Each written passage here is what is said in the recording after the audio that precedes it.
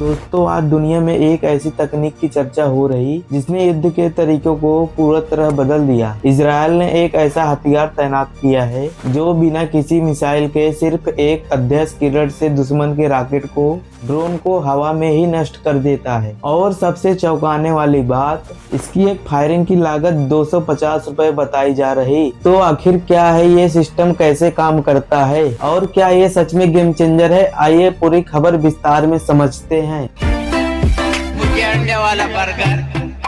America और Israel के द्वारा ईरान पर हमले के बाद अब हालात और ज्यादा तनावपूर्ण हो गए। ईरान समर्थित समूह जैसे हिजबुल्लाह लगातार रॉकेट और ड्रोन के हमले कर रहे हैं। ऐसे इजराइल में अपने शहरों और नागरिकों की सुरक्षा के लिए एक मजबूत और सस्ता डिफेंस सिस्टम चाहिए था। पहले से मौजूद आयरन बीम सिस्टम काफी प्रभावी है, लेकिन हर मिसाइल को सेट करने में लाखों डॉलर खर्चे होते हैं और यहीं से आता है इजराइल का नया जुगाड़, iron beam system. Iron beam क्या है? आयरन बीम एक लेजर आधारित एयर डिफेंस सिस्टम है। एक high energy direct energy weapon है। यह कोई साधारण हथियार नहीं, बल्कि इसका मतलब यह है कि ये मिसाइल गोली नहीं चलाता, बल्कि एक बहुत ताकतवर लेजर बीम का इस्तेमाल करता है जिसे आसानी से कहीं भी ले जाया जा सकता है।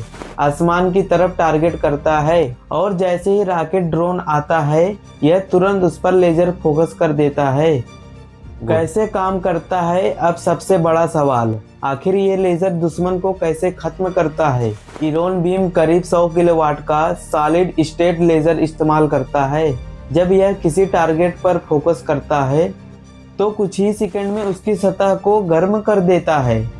धातु पिघलने लगती है, संरचना कमजोर हो जाता है और टारगेट हवा में ही फट जाता है, यानी रॉकेट जमीन तक पहुंचने से पहले ही खत्म।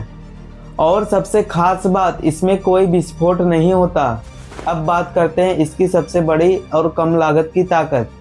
जहां एक मिसाइल इंटरसेप्ट करने में हजारों डॉलर खर्चे होते हैं, आयरन बीम में हर शॉट की लागत सिर्फ 3 से 10 डॉलर है। इससे इजराइल को हमले के बाद बहुत फायदा मिल रहा है। Drone, UAV, rocket motor cell, क्योंकि ये सिस्टम बार बार इस्तेमाल किया जा सकता है। क्या क्या मार सकता है? आयरन बीम एक रॉकेट ही नहीं बल्कि कई तरह खतरों को खत्म कर सकता है, यानी यह छोटे और तेज खतरों के लिए परफेक्ट सिस्टम है। कमजोरियां क्या है? लेकिन यह हर एक तकनीक के तरह इसकी भी कोई सीमाएं हैं। बारिश, धूप और धूल में इसकी लेजर कमजोर हो जाती हैं।